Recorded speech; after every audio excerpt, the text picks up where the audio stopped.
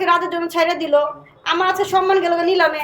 হ্যাঁ, রাতের জন্য করবো না কার জন্য করবো? রাতের দুলাভাই কি মানে মগের মুলুক পেয়ে গেছে গা? সন্দীপ শাহ, সন্দীপ শাহ যা ইচ্ছে মন চেয়ে তাই বলবে, যা ইচ্ছে মন চেয়ে তাই করবে?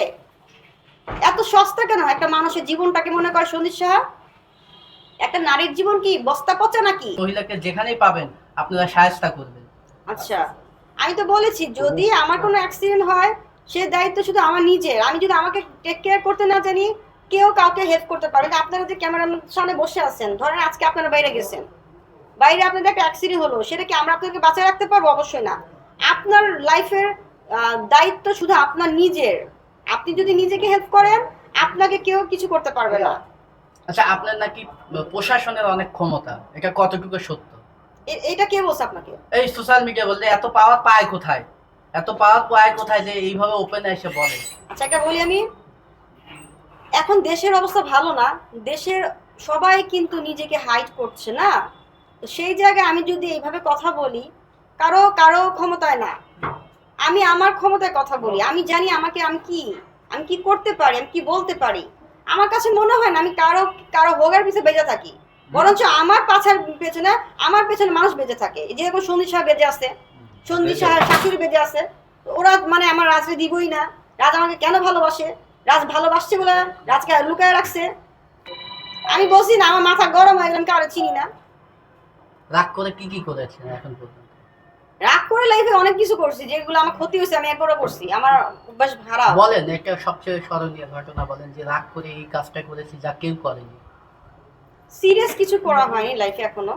আপনি বললেন যে আমাকে চুপ থাকার জন্য বলেছে, আমি চুপ তার জন্য চুপ, কিন্তু হঠাৎ করে কালকে আবার ফোন দিয়ে কেন বললেন যে আমি এটা সম্মেলন করতে চাই? কেন বলেছেন এই কথাটা আসলে? কালকে আমার বাবা মাকে কল দিয়ে বলছিল, যে রাজের দুলাভাই সঞ্জিত শাহ নাকি আমাদের বাসায় লোক পাঠিয়েছে। তা আমি বললাম যে কে আসছিল, বলে যে সঞ্জিত শাহ নাকি দুইটা বন্ধু আসছে। তা আমি বললাম বন্ধু কে কে? বলে একটা ছেলে একটা মেয়ে।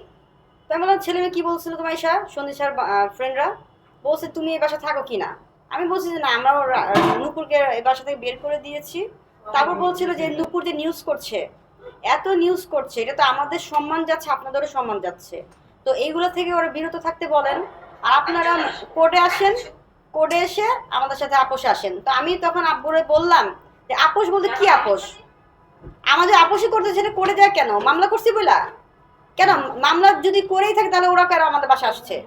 রাজের দুলা ভাইয়ের বন্ধুরা কেন আমার বাসা আসবে? যদি আমাকে আপোষ করতে হয়, কোর্টে আপোষ যদি করতে হয়, তাহলে ওরা কেন এসে বলবে? ওরা কি কোর্টে কোনো লোকজন? অবশ্যই কোর্টের লোক না।